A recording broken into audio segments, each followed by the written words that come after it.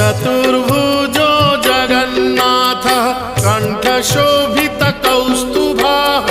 पद्मनाभो देवगर्भश्चन्द्रसूर्यविलोकनः जगन्नाथो लोकनाथो नीलाद्रीशः परो हरिः